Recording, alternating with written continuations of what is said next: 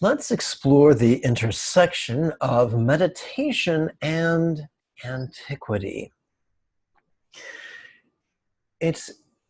Educated people are prone to reasonable or rational skepticism, which means they like evidence and they like to observe causality in action.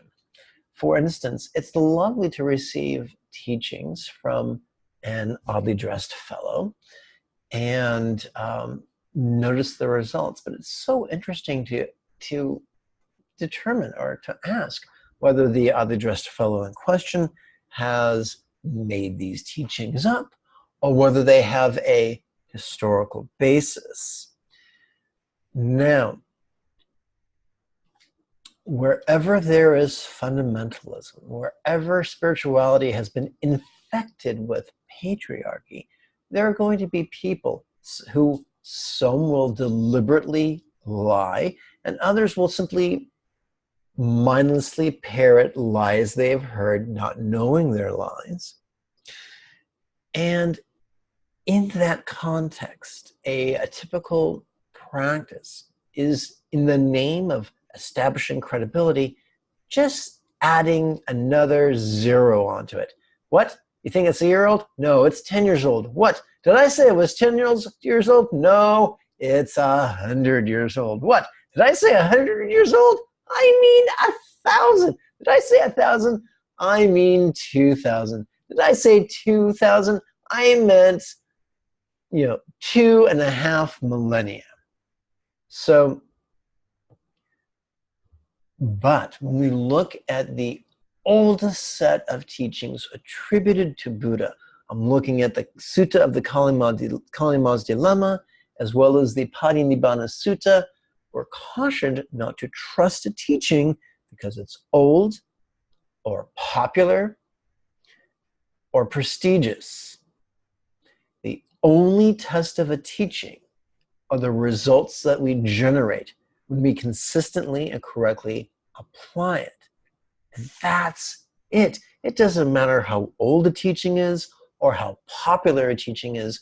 What matters are the results that we generate in the laboratory of our mind and our body when we practice. However, I'm not going to use that as a dodge. The oldest meditation practices attributed to Buddha's, the original canon.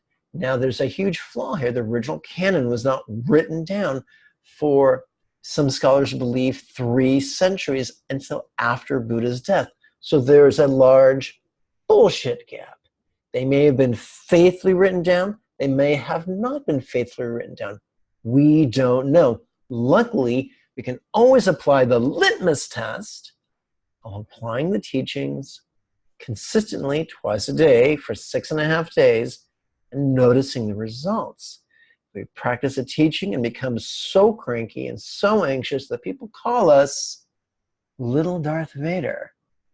Then perhaps we should look for a new or different teaching.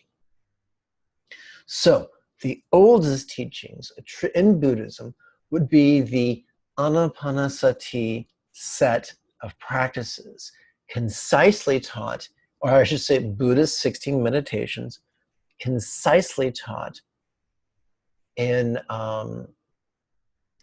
the Anapanasati Sutta, extensively taught in the Mahasatipatthana Sutta, and middlingly taught or moderately taught in the Satipatthana Sutta. So I've just assailed you with a bunch of polysyllables. It doesn't matter.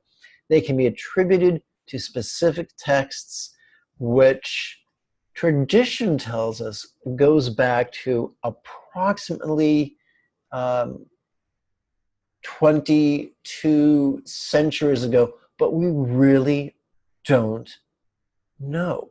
Yes, we can find statuary that's quite ancient that makes reference to some of these teachings, but that's really out of my wheelhouse. I am not an archaeologist. And once again, I insist, the validity of a technique is not how old it is, but how effective it is. Now, when it comes to the tantric teachings, although many people will insist that Buddha always taught tantra, but just in secret, a lot of people call bullshit on that because on his deathbed, he said, I kept no secrets from you. Now, someone could say, how do we know he said that? And the answer is, we don't know. That's just what's scribbled down in a book. So, many historians believe that Buddhist Tantra is a give or take about 1,000 years old. Some people find it to be completely meaningful given the cultural context of the time. Those same people, or some of those same people, feel that today it may not be as meaningful because our culture has shifted and all its metaphors are based on a culture that has long since passed on. My name is Lama Jigme Gyatso, and this is the Buddha Joy Meditation School.